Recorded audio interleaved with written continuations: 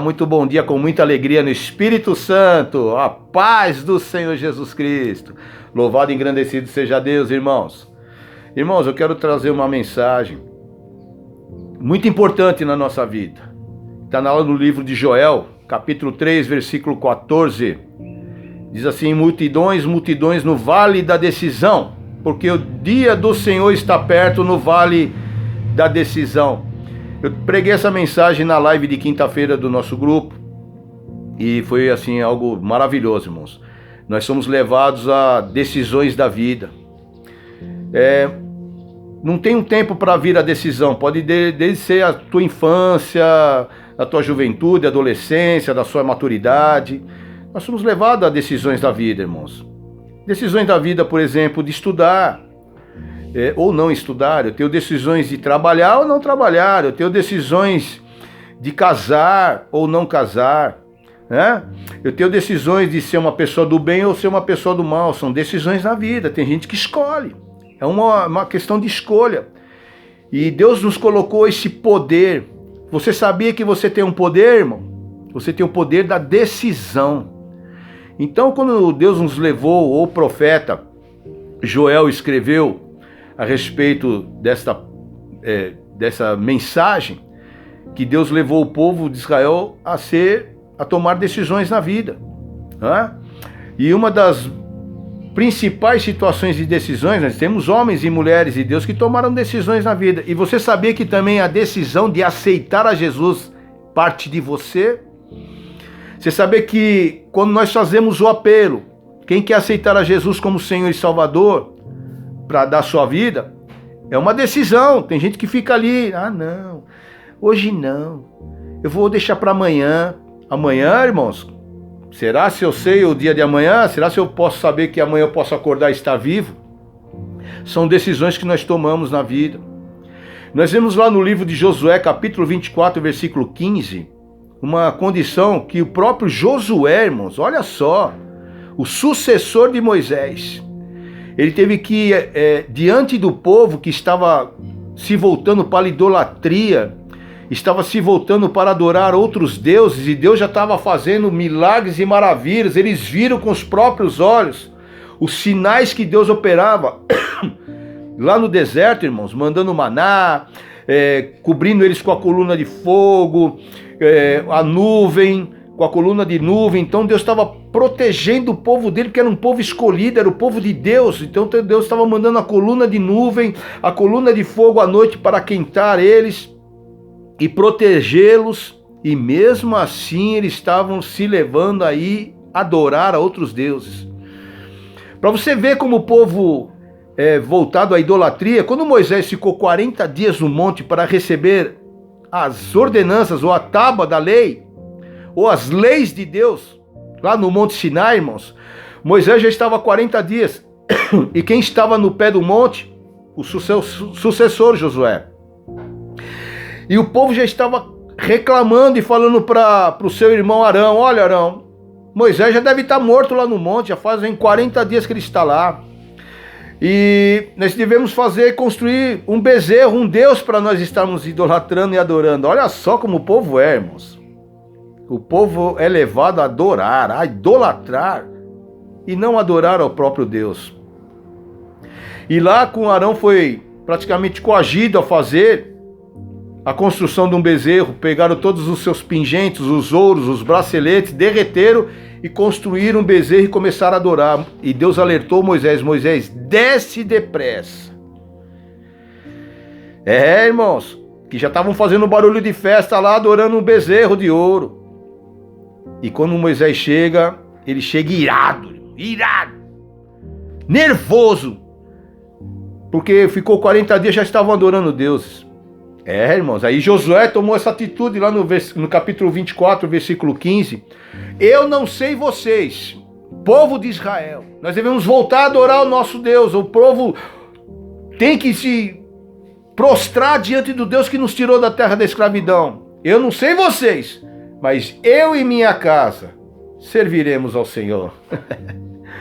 Será que nós estamos servindo ao Senhor com alegria? Será que nós estamos servindo ao Senhor da forma que o Senhor quer, irmãos? Ou nós estamos servindo a Deus porque Ele pode nos dar alguma coisa? Será que eu estou me aproximando? Eu tomei essa decisão de servir a Deus porque Deus pode me dar alguma coisa? Hã? Será que eu estou buscando a Deus porque Ele pode me tirar dessa situação? E depois? Será que eu vou continuar adorando a Deus? Essa é uma pergunta, hein? Porque as pessoas hoje parecem que estão em busca de Deus porque Deus pode me curar, pode me dar algo, pode me dar um melhor emprego, uma condição melhor financeira, um carro, uma casa, uma mansão, né? Será que nós estamos em busca de Deus porque nós temos interesse de Deus nos dar alguma coisa, irmãos? Decisões na vida é um momento importante para nós. Eu tenho que tomar decisões. Uma das grandes e tremendas situações que nós vemos a respeito de um jovenzinho, pequenininho, o filho mais novo da casa de Jessé, que foi Davi, irmãos. Pequenininho, cuidava das ovelhas do pai, enquanto seus irmãos iam servir o exército, guerrear, conquistar terras. Mas chegou uma situação lá no livro de 1 Samuel, capítulo 17, versículo 1, irmãos, que Deus levou esse pequenininho tão desprezado, tão rejeitado também pelos irmãos. Jovenzinho, vai lá cuidar das ovelhas, das poucas ovelhas do nosso pai, Davi. Vai lá cuidar enquanto nós vamos para a guerra, nós vamos vencer inimigos e conquistar terras. Estava lá no livro de 1 Samuel 17, estava lá uma grande afronta do gigante Golias diante do povo de Israel. 40 dias também, irmãos. O Golias estava afrontando o povo de Israel. Manda um guerreiro para nós aí, separa um aí que se vai ser 1 contra 1. Se eu vencer, vocês vão ser meus escravos, nossos escravos dos filisteus. Mas se nós perdermos, nós vamos ser seus escravos. Estava lá os irmãos de Davi, irmãos. Os 3 irmãos de Davi estavam na guerra. Dos 8 filhos de Jessé, irmãos, os 3 estavam na guerra. Só que chegou uma situação que o próprio pai de Davi falou: vai lá, leva uma marmita para os seus irmãos. Vai lá levar um alimento para ele, leva queijo, leva leite, leva pãozinho. E dá de alimentar para eles. Quando ele chega lá, ele vê aquele filisteu incircunciso, afrontando o nome do Deus Todo-Poderoso. E ele, naquele momento, ele cheio do Espírito Santo. Irmão. Olha o jovenzinho, irmão, não tem idade não, hein? Você jovem que está me ouvindo.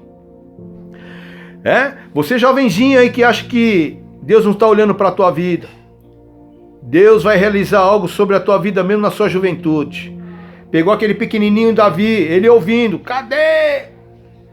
Ele falou: quem é esse incircunciso filisteu que está afrontando o nome do povo de Deus, o Deus dos exércitos? Está afrontando o nome do Deus vivo.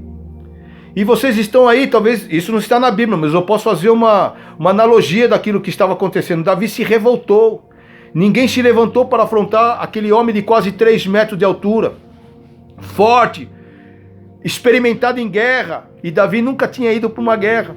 Mas ele falou assim: não, eu vou lá, eu vou. Se ninguém se levantar aqui, eu vou lá. Eu vou aí contra esse filisteu e vou vencer ele. Olha só a posição que Davi tomou naquele momento, irmãos. E foi uma das situações que você já deve ter ouvido isso. Uma das grandes guerras da época. Mas uma guerra de um homem contra um homem. 1 contra 1. Tentaram colocar a armadura de Saul sobre Davi, mas Davi falou: não, isso aqui não é para mim. Eu sou experimentado numa funda. Davi foi lá e pegou 5 pedrinhas no ribeiro, no seixo do ribeiro, e pegou 5 pedrinhas e colocou no seu alforje. Ele tinha uma experiência assim, porque quando veio o leão, ele falou para Saul: quando veio o leão para pegar as ovelhas do meu pai, eu fui lá e matei o leão. Quando veio o urso, eu arrebatei a ovelha da boca do urso. E matei o urso. E quem é esse circunciso? Diante dessa situação, eu vou vencê-lo. Saul falou: então vai, meu filho. Pegou as 5 pedrinhas. Na primeira situação que ele teve, irmãos, aquele homem gigante, ele não viu pelo tamanho da situação que ele estava olhando, irmãos. Ele viu pelos olhos de Deus: eu vou destruir esse incircunciso filisteu. E o incircunciso filisteu olhou para aquele homenzinho e falou: Sou eu um cão? Irmãos, o homem estava olhando para a situação da naturalidade, ele estava olhando para um pequenininho, jovenzinho, rosadinho, ruivinho, cabelinho ruivo. Mas Davi está falando, eu vou te devorar, gigante Golias, você não vai ser nada diante do Deus que eu sirvo. Pegou aquela primeira pedra e pumba no meio da testa do homem, e você sabe do final da história, irmãos. Ele acabou arrancando a cabeça daquele gigante Golias, com a própria espada do Golias, e levou como troféu. E Deus o honrou, porque o vitorioso, todo aquele que entrasse nessa guerra e entrasse vitorioso, o próprio rei Saul daria sua filha em casamento e isentaria sua família de impostos e daria bens ainda para ele. Irmãos, nada mais justo. Só é um vencedor aquele que entra numa guerra, irmãos. Só se intitula vencedor daquele que está numa guerra. Multidões no vale da decisão. Tem hora que Deus te leva no vale, irmãos, para você ter uma decisão na vida. Mas do vale, Deus te coloca no cima do monte, do cume do monte, para te honrar. E Deus vai honrar a tua vida. O nome do Senhor vai ser glorificado, irmãos. Pode ter certeza, se você tomar a decisão correta, aleluia, o nome do Senhor vai ser glorificado. Que Deus seja louvado nesta manhã, para a honra e glória do nosso Deus. Operando Deus, quem impedirá? Um ótimo dia. Shalom, Deus te abençoe.